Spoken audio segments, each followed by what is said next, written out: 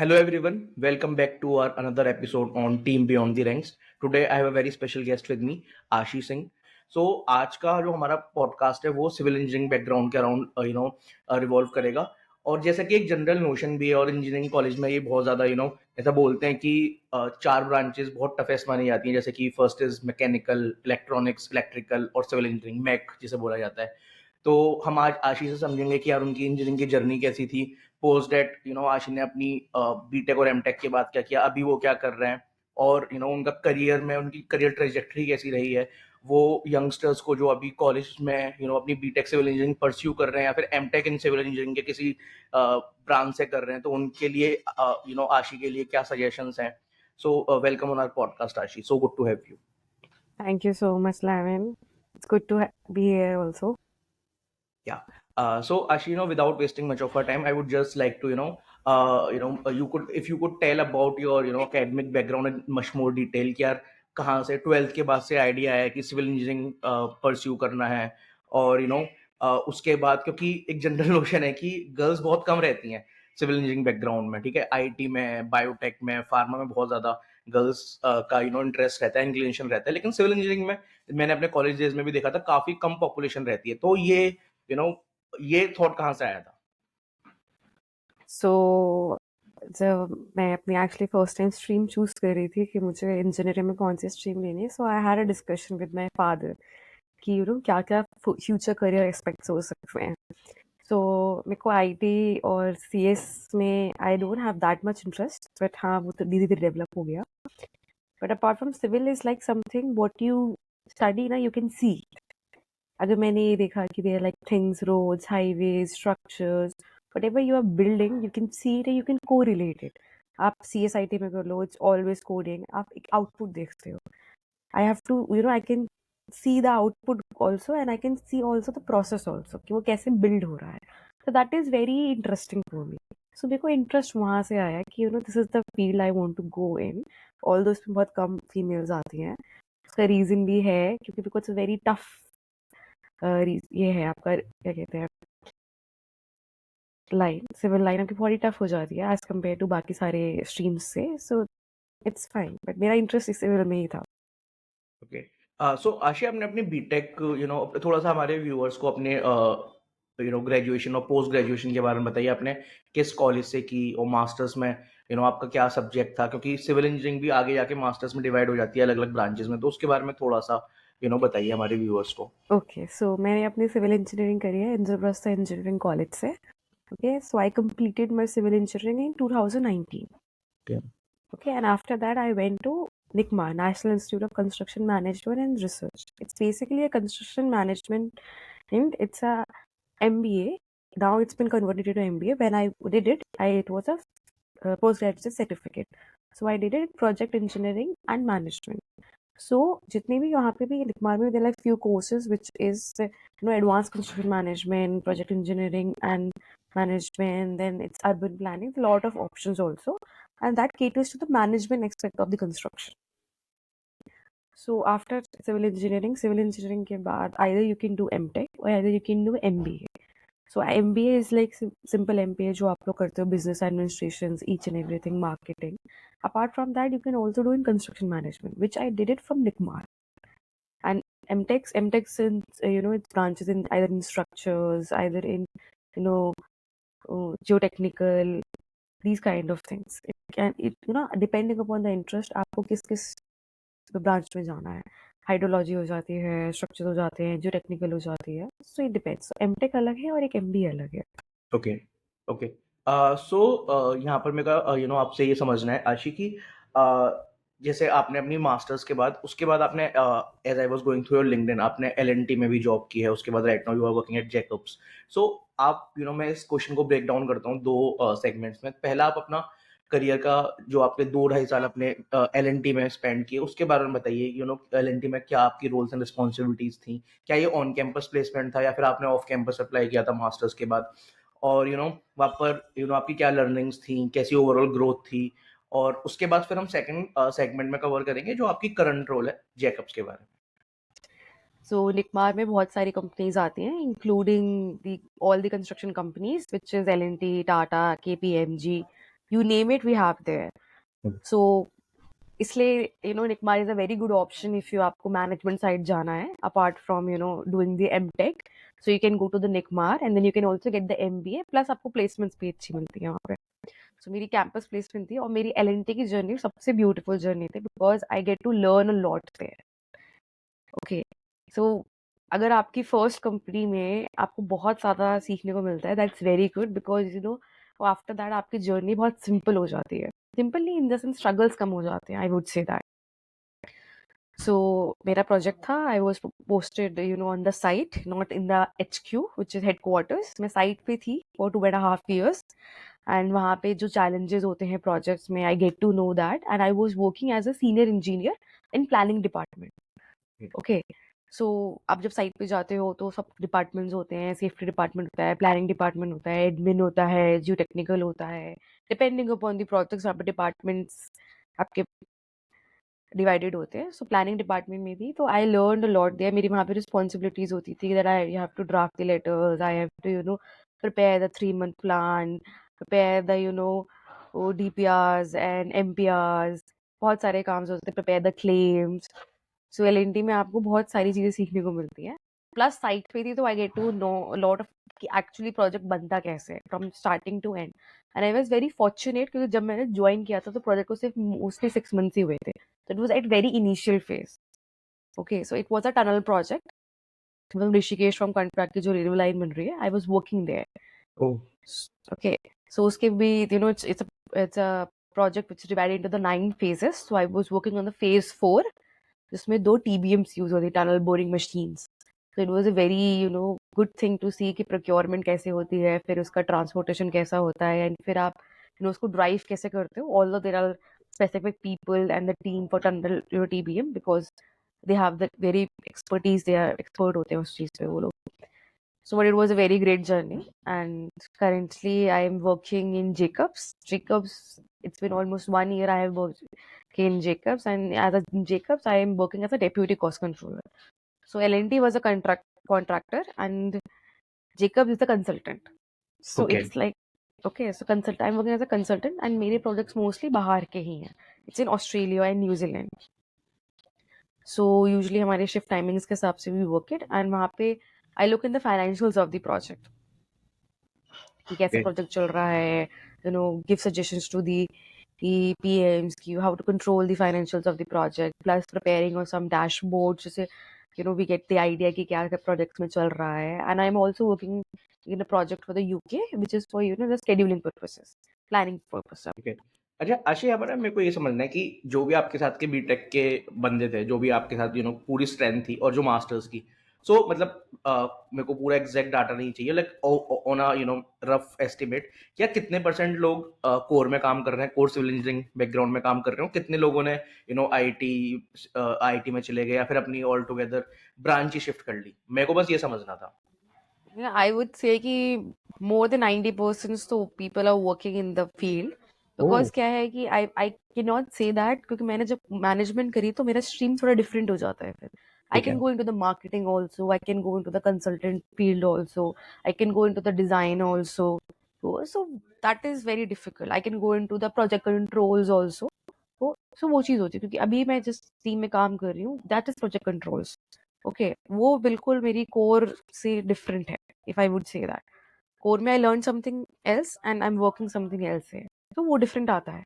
कि आप अगर आप मैनेजमेंट साइड जाते हो तो आपके डिफरेंट ऑप्शंस होते हैं. And if you are doing the after BTech civil engineering करोगे तो आपको साइड जॉब ही करनी पड़ती है. आशा, यहाँ पर मेरे को अगर आप थोड़ा सा और डिटेल में हमारे व्यूअर्स को ये बता पाएं कि यार क्या क्या अपॉर्चुनिटीज खुल जाती हैं बीटेक करने के बाद, क्योंकि लेट से एक बंदे का बीटेक से प्लेसमेंट नहीं हुआ, वन प्लेस रह गया, उसे कोडिंग वगैरह भी इतनी नहीं आती थी, आईटी सेक्टर में भी वो नहीं जा पाया, और और लेट से कि उसे सेल्स और मार्केटिंग वाली साइड में भी नहीं जाना है, उसके कॉलेज में कंपनीज ही नहीं आती उस साइड की, ठीक है, कि एडटेक की कंपनीज आ गई, उसे कोर में इंटरेस्ट है, उसे जाना है, ग्राउंड पे काम करना है. तो अब वो कैसे अपना करियर सिविल इंजीनियरिंग डोमेन में एक्सेल कर सकता है, कैसे वो ग्रो कर सकता है, थोड़ा इस बारे में बताइए. और इसी का एक्सटेंशन मेरा ये क्वेश्चन है कि यार अगर किसी स्टूडेंट का आगे पढ़ने का इंटरेस्ट है, वो अभी नहीं चाहता, वो बीटेक के जस्ट बाद गेट की तैयारी करना चाहता है, कोचिंग लेना चाहता है, तो उसके लिए कैसा कैसा करियर रोड मैप रहेगा, कैसे उसकी आगे वाली लाइफ रह सकती है, इसके बारे में थोड़ा सा और डिटेल में बताइए। ओके, सो अगर आपको आफ्टर बीटेक बिल्कुल कोर फील्ड पे जाना है, सो आई वुड सजेस्ट कि आप जो कॉन्ट्रैक्टर्स होते हैं उनके साथ जाइए, उनके साथ you work there for 2 years, yes, and then आपको वहाँ पे आइडिया लगता है कि कैसा काम होता है। क्योंकि क्या है कि सिविल की थोड़े वर्किंग कंडीशंस हार्श होते हैं एज कम्पेयर टू, अगर मैं आपसे बोलूँ कि बाकी सारे स्ट्रीम्स के कंपैरिजन में। So it's 6 or 7 days working plus 10 to 12 hours आपको साइट पे रहना पड़ता है, डिपेंडिंग अपॉन कि क्या काम चल रहा है साइट पे। ठीक है, and plus sites are almost 24/7 open, so उसमें शिफ्ट चलती है कि आइदर 8 or 12 hours की शिफ्ट होती है। So you go there, you gain the experience कि मेरे के साइट पे क्या एक्सपीरियंस आया, क्योंकि बिकॉज आपकी लर्निंग वहां से स्टार्ट होती है।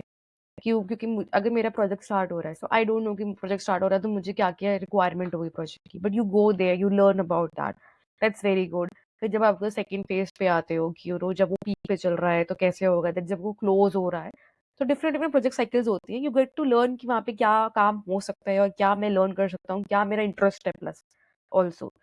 क्योंकि अगर मैं बीटेक के बाद इफ आई सजेस्ट कि you can you go directly do MTech और एमबीए, सो बट आपका वो 2 years का experience I think so necessary होता है, बिकॉज आपको नॉलेज होती है कि आपको फर्दर पोस्ट ग्रेड में क्या करना है।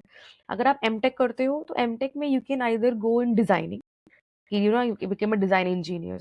आपके ट्रांसपोर्टेशन हो गए, जो टेक्निकल हो गए, हाइड्रोलॉजिकल हो गए, बिल्डिंग्स हो गए, बहुत सारे अकॉर्डिंग टू द इंटरेस्ट आपकी की बहुत सारी ब्रांचेस ओपन होती हैं, स्पेसिफाइड हो जाता है, क्योंकि जैसे जैसे आप पोस्ट ग्रेड करोगे, it becomes very specialised in thing. Hmm. Okay, so आप अपने अकॉर्डिंग जो आपको जिसमें इंटरेस्ट है उसमें स्पेशलाइज्ड आप ब्रांच में अपने एमटेक करोगे, then you can become design engineers also, कि आप वो डिजाइन कर रहे हो, then you working on a project. जैसे अगर आप कंस्ट्रक्शन करते हो, उससे पहले हर चीज की डिजाइन होती है, हर चीज की कैलकुलेशंस होती है, डिजाइन होती है कि it will be able to feasible है कि वो नहीं है।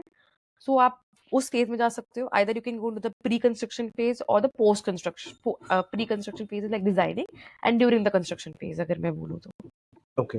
ओके, सो ये तो आपको हो गया कि आप जब एमटेक कर रहे हो, एमटेक के बाद, एंड प्लस जब आप एमबीए करते हो तो एमबीए में तो you know that there lot of options कि आप सेल्स मार्केटिंग में जा सकते हो, क्योंकि even then for doors, glasses, is equipment, survey equipments होते हैं, बहुत सारी चीजें होती हैं उनकी सेल्स एंड मार्केटिंग में, you can go there. Further you can go into the project controlling part also, कि आप पीएमओ बन सकते हो, project management officer. So okay. आपके different different options management side में ओपन हो जाते हैं। either you can become a contract person जो जो सिर्फ और सिर्फ कॉन्ट्रैक्ट्स हैंडल करता है ऑन द साइड्स। बहुत सारे ऑप्शंस अवेलेबल हो जाते हैं साइड पे भी जाके भी, और जब आप एमबीए करते हो। सो बट जब आपको पता ही नहीं है कि मुझे क्या करना है और क्या प्रोजेक्ट क्या चीज़ें होती हैं सिविल में, इसलिए आई सजेस्ट कि आप जाओ, साइड एक्सपीरियंस लो, then you get to know कि आपको किस पर्टिकुलर फील्ड में जाना है, बिकॉज हर चीज़ का एक छोटा छोटा फील्ड हो जाता है।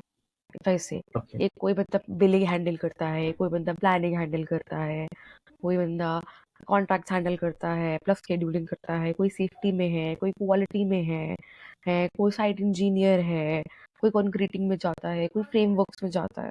These are the few things which I learn in the site कि these are the options available, कि मैं किसी एक पर्टिकुलर बहुत ही स्पेसिफाइड चीज में अगर मैं एक्सपर्टीज लूंगी, then I can go and work on that. क्योंकि आप जब देखो जॉब डिस्क्रिप्शन में देखते हो, तो आप जैसे स्टील प्लांट चल रहा है तो उसके लिए अलग आएगा, कि कॉन्क्रीटिंग पर्सन है तो उसके लिए अलग आएगा, रोड इंजीनियर्स चाहिए होते हैं, हाईवे इंजीनियर्स चाहिए होते हैं।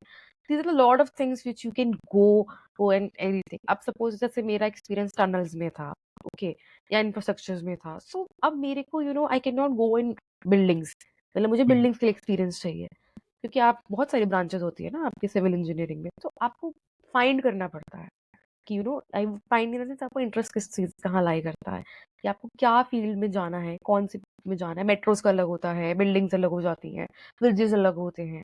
अब आपको देख लो, आप सारी चीजें सिविल इंजीनियर्स बनाते हैं, ओके, हम्म। बट आप ऐसा तो नहीं है कि आप कोई बेचारा ब्रिज वाला है तो वो घर भी बना लेगा, it is okay. Not possible, right. Hmm. So वो आपको डिफाइन करना पड़ता है कि आप कहाँ जाते हो, फिर आपकी वो जॉब पे डिपेंड भी होता है कि आपकी जॉब जहाँ लग रही है, are you interested in that, नहीं है तो you can go and further explore different kind of branch of the civil engineering. So okay. इतने ऑप्शंस अवेलेबल हैं, so why not do civil engineering then.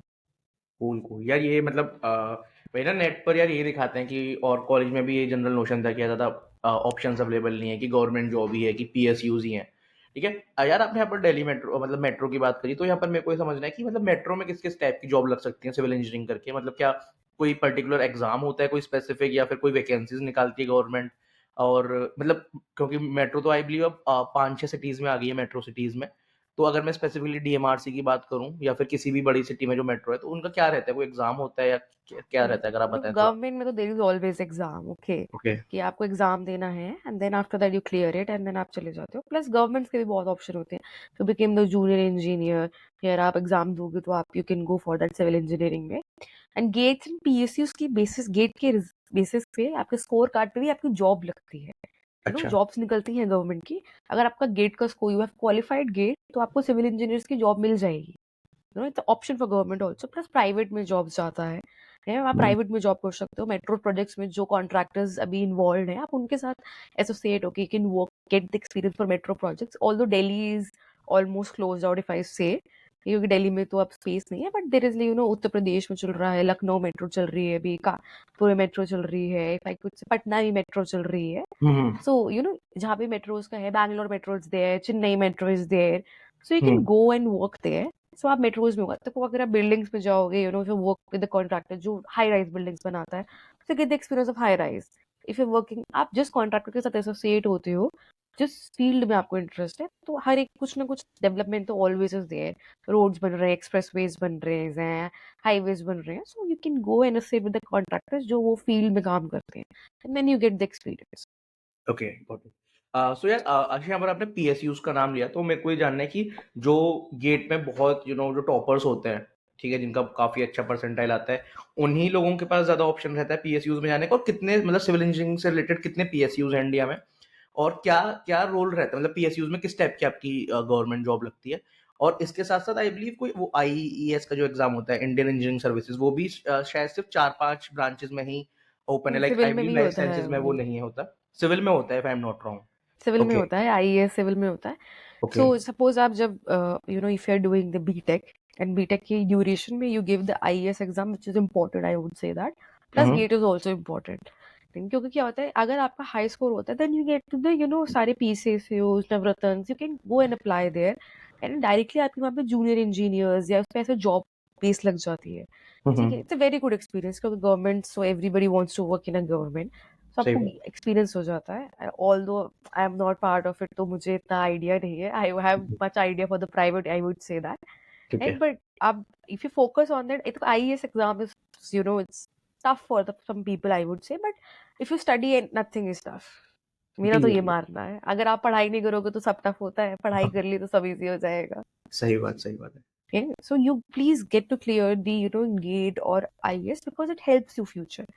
Because हम्म। क्या होता है, जब आप, जो भी आपकी फर्स्ट जॉब होती है, उसके बाद से आपकी फर्दर जॉब्स अलाइन होती है। Hmm. Got it, got it. Long run में मैटर करता है, बिकॉज आप जो भी फर्स्ट जॉब लेते हो उसके बेसिस पे, I am again saying that, कि उसके बेसिस पे आपकी फ्यूचर जॉब्स होती हैं। आपको गवर्नमेंट में इंटरेस्ट है, so why not put the best effort for yourself. Hmm. आप, मतलब मैं अभी पेपर दूँ बीटेक के टाइम पे, और फिर जब जॉब्स निकले तब I also study and give paper, why not I give my best in the first time. Hmm. ये मेरी लर्निंग है फ्रॉम माई जर्नी, कि okay. This is my personal thing, कि वी ऑलवेज लाइक कि नहीं यार हो जाएगा, छोड़ दो, कोई बात नहीं, विल सी इट।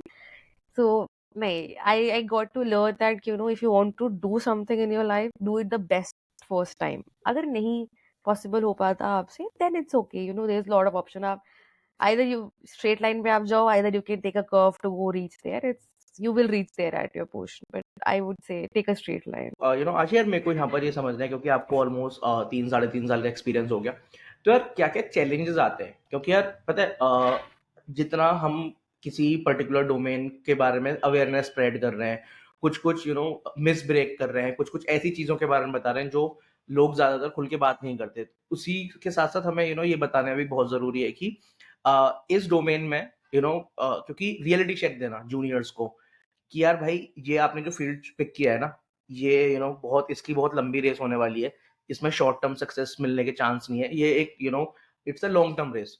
तो इसमें मेरे को आपसे समझना है कि यार अर्ली डेज में एक सिविल इंजीनियर को क्या क्या चैलेंजेस आते हैं, और उन चैलेंजेस को आपने आपकी लाइफ में भी जरूर चैलेंजेस आए होंगे, आपने ऑन फील्ड काम किया, तो उन चैलेंजेस को कैसे हम रेक्टिफाई कर सकते हैं, उसके बारे में आप थोड़ा सा हमारे व्यूअर्स को बताइए। where I was working, it was not that much isolated area, but it was an isolated area. तो वहाँ पे कुछ कुछ चीज़ें होती है कि वर्किंग आवर्स ज़्यादा होते हैं, प्लस वर्क प्रेशर बहुत होता है साइड्स पे। सो आपको हाई प्रेशर पे अच्छा आउटपुट देना सीखना, वो आपको लर्न करने के लिए मिलता है, जो आई think so don't other jobs में नहीं होता। बस आई वुड से कि वैसे जब आप डॉक्टर्स करते हैं, दे ऑल्सो हाई प्रेशर में उनको तो बिल्कुल किसी की लाइफ ही सेव करनी होती है। तो जब आप हाई प्रेशर में काम करते हो तो आपको पता चलता है कि आपकी कैपेबिलिटीज क्या है, will you be able to handle that और नहीं। प्लस ये होता है कि हम बीटेक, तो that is very one thing I would say कि आपको अपनी कैपेबिलिटी आइडेंटिफाई होती है। इट हेल्प्स यू कि आपको पता चलता है कि आप आगे लाइफ पे मैं क्या कर सकता हूँ, मैं क्या नहीं कर सकता। That is very good thing I got to know. Plus comfortable life जो आप एक्सपेक्ट करते हो वो थोड़ी डिफरेंट होती है। कंफर्टेबल होता है, ऐसी बात नहीं है, but it's like it's distracted, क्योंकि प्रोजेक्ट्स यूजली स्टार्टेड होते हैं अगर सिटीज में होंगे then it's well and good. But अगर आउट ऑफ सिटीज होते हैं तो थोड़े वैसे से होते एरियाज में होते हैं कि जहाँ पे आप कोई प्रोजेक्ट स्टार्ट करो and after that development start होगी। सो थोड़ी डिफिकल्टीज वहाँ आती है। सो आपको मेंटली प्रिपेयर होके आना पड़ता है। आई वुड से कि कि मैं जा रहा हूँ, अगर मैं जा रही हूँ काम करने के लिए, so I will become a very strong person after that. But it will be not that comfortable जो मैं अगर अपने पेरेंट्स के साथ रहती हूँ। सबसे पहले आई थिंक एडजस्टमेंट यही होता है कि हम लोग पेरेंट्स के साथ रह रहे हैं या हॉस्टल में रह रहे हैं, सो बहुत कंफर्टेबल होता है। उसके बाद सडनली वर्क प्रेशर आ जाता है, तो जो फ्रेंड सर्किल होता है और फिर आप एकदम काम करते हो, तो एडजस्टमेंट वही आता है ना कि मैं शाम को बाहर घूमने जा रही हूँ और काम में तो it is not possible, right. So वो चीज़ आपको एडजस्ट करना पड़ता है कि आपको वेरी फोकस होकर काम करना चाहिए, But मेरे को ये लगता है। It's just for the sake of internship ना करें, जिसमें वो बंदे में जील है, क्यूरियोसिटी है कि हाँ यार मेरे को एक अच्छी इंटर्नशिप लेनी है, तो वो कैसे इंटर्नशिप ले सकता है? क्या आप उसे टिप्स देना चाहते हो कि यार अगर तू ये करे तो एक अच्छा इंटर्नशिप ऑफर मिल सकता है? तो उसके बारे में थोड़ा सा हमारे व्यूअर्स को बताइए। ओके, सो मैं इफ आई से कि if I go for Delhi NCR only, so यहाँ मेट्रो प्रोजेक्ट्स चल रहे हैं या हाई रेस प्रोजेक्ट्स चल रहे हैं, एंड अगर कोई हाईवे प्रोजेक्ट चल रहा है तो then it's very good. So you go to the contractor and recommend कि I want to learn that. क्या होगा इंटर्नशिप में से, मैंने जैसे पहले बोला कि if I have some experience in XYZ branch of the civil, but मुझे दूसरी ब्रांच के लिए फ्रॉम जीरो से स्टार्ट करना पड़ेगा। But internship gives us the best idea, क्योंकि मुझे इंटर्नशिप 3 महीने के लिए करनी है। मैं गई वहाँ पे, मैंने प्रोजेक्ट अंडरस्टैंड करा and I got to know that कि मुझे हाई राइज में इंटरेस्ट है, so I will go after the job with the high rise. अगर मुझे मेट्रोज में इंटरेस्ट है, okay, so I will go into the metros. So contractors are on the sites available, आप उनके पास जाइए, you get to the headquarters में आप जाओ, you give your resume and आपको इंटर्नशिप्स करना होता है। प्लस सारी कंपनीज के पास ये भी उनको कंपलसरी होता है कि they have to give you the internships also. So मुझे ऐसा लगता है कि internships are a very good way to find कि आपको किस सिविल की ब्रांच में अपना फर्दर करियर परस्यू करना है। Ashi, this is going to be my last topic that of our discussion, and then we will be wrapping it up. So यार मेरे को बस यहाँ पर आपसे ये समझना है कि अगर मैं आईटी सेक्टर को कंपेयर करूँ सिविल से, तो it will be like comparing an apple with an orange, ठीक है? वो सेंस नहीं बनाएगा, ठीक है? कि यार आईटी में लेट्स से 30-40 का पैकेज है, इसमें 5 का पैकेज है कि 10 का पैकेज है, मैं उसकी निटिग्रिटीज में नहीं जा रहा, मैं कंपेयर भी नहीं कर रहा। लेकिन मैं बस अगर सिविल में ही कंपेयर करूँ, ठीक है, तो कौन कौन सी ब्रांचेस हैं, इसका तो आप हमारे व्यूअर्स को बता सकते हो अपने एक्सपीरियंस से कि जैसे आपने एमटेक में आई बिलीव 7-8 ब्रांचेस बताई थी, ठीक है? क्योंकि civil engineering as a whole बहुत बड़ा डोमेन है। बीटेक में तो सिविल इंजीनियरिंग होती है, लेकिन मास्टर्स में वो डिवाइड हो जाती है। तो उसमें की हाई पेइंग या ऑन अ हायर साइड किसमें ज्यादा जॉब्स हैं, जॉब सिक्योर कंपेरेटिवली ज्यादा जॉब्स हैं, कंपेरेटिवली मॉनेटरी वाइज ज्यादा ग्रोथ है, कंपेरेटिवली स्टेबिलिटी ज्यादा है, कंपेरेटिवली ऑप्शंस ज्यादा हैं, तो वो अगर आप हमारे व्यूअर्स को बता पाए तो। Okay, so as I would say कि डिपेंड्स अपॉन कि आप कहाँ से अपनी इंजीनियरिंग कर रहे हो, प्लस कहाँ से आप अपने पोस्ट ग्रेजुएट कर रहे हो, क्योंकि कॉलेज बहुत ज़्यादा इंपॉर्टेंट फैक्टर होता है when coming to the placements and the monetary terms also. Okay.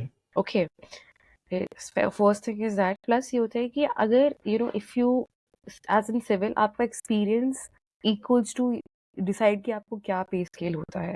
क्योंकि क्या है कि अगर सपोज कोई न्यू फ्रेशर है, ठीक है, अब उसको यही नहीं पता कि कॉन्क्रीटिंग कितनी टाइम तक चलेगी।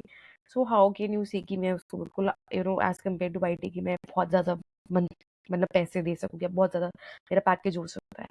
सो इसलिए एक्सपीरियंस बहुत मैटर होता है, क्योंकि एट द एंड जब आपको एक्सपीरियंस होता है you get to handle lot of big big projects. कुछ होंगे आपके 4000 5000 सीआरस के। सो आपको वहाँ उसको लीड करने के लिए should have at least 20 to 30 years of experience. So क्योंकि तभी तो आपको इंटीग्रिटी और बिल्कुल from the start to scratch पता है कि कैसे प्रोजेक्ट हैंडल होता है या कैसे प्रोजेक्ट्स बनते हैं। सो आई वुड ऑलवेज से कि knowledge is best in the civil engineering. Plus ये है कि इट डिपेंड्स कि देखो, अगर if you I will compare two things, one as a corporate job and one as a side job.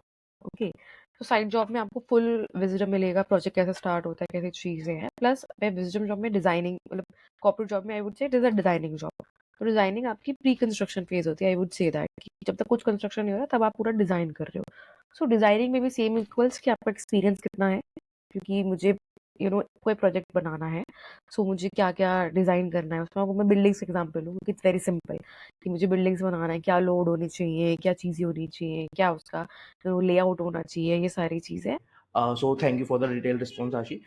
So yeah, that was it from my side. I believe बस जाते जाते if you have any piece of advice to our viewers जो कि civil engineering background में है और जो हमारे पॉडकास्ट सुन रहे हैं, तो कोई भी आपके कंक्लूडिंग थॉट्स जिससे करियर रोड मैप से रिलेटेड या ओवरऑल ग्रोथ से रिलेटेड इस डोमेन में कुछ भी आप अगर आप लास्ट में जाते जाते हमारे व्यूअर्स को कहना चाहते if you are doing the currently BTech अगर आप कर रहे हो, so please study hard and आप आईएएस या गेट क्वालिफाई करो, तो and then get the site experience first of all.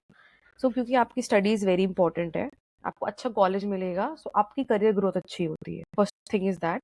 Plus आप जाओ साइट पे एटलीस्ट 2 years या 3 years काम करो, ताकि नॉलेज गेन करो कैसे प्रोडक्ट्स चलते हैं, क्या होता है, क्या प्रॉब्लम्स आते हैं, कैसे सोल्यूशंस होते हैं, कैसी वर्किंग कंडीशंस होती हैं, क्या चाहिए होता है। बिकॉज फिर आपको उसके बाद अब जाके अगर आप कॉर्पोरेट में जाके बैठोगे, so at least you have the experience, you know that कि प्रोजेक्ट कैसे मैं कंट्रोल कर सकता हूँ, या मैं कैसे how can I further do things in the project.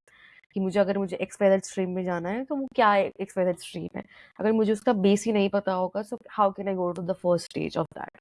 सो मेरा ये रिकमेंडेशन है, study hard, get experience on site. That's the two most important thing in civil engineering if you are doing civil engineering. हैं. So thank you so much, Ashi, for taking out time from your busy schedule और हमारी podcast invitation को accept करने के लिए. It was an honor to have you and host you on our platform. Ashi, I will conclude this podcast. Thank you so much. Have a nice day. Bye bye. Thank you, Levin, for inviting me. It was a great pleasure to do the podcast with you. And I hope आपके जो viewers हैं उनके कुछ भी questions हो, then they can definitely contact me for further details in regarding Definitely. civil engineering. I'll Okay. definitely put your LinkedIn profile link in the description and the जो भी viewers हैं जिनके मन में कोई भी बीटेक से रिलेटेड या आफ्टर 12 से रिलेटेड या फिर गेट या मास्टर से रिलेटेड या इवन जॉब से रिलेटेड, क्योंकि आशी को ऑन फील्ड भी एक्सपीरियंस है और कंसल्टिंग साइड भी एक्सपीरियंस है, तो वो she could be a very right person to answer your queries. So thank you so much Ashi. Have a nice day. Thank you.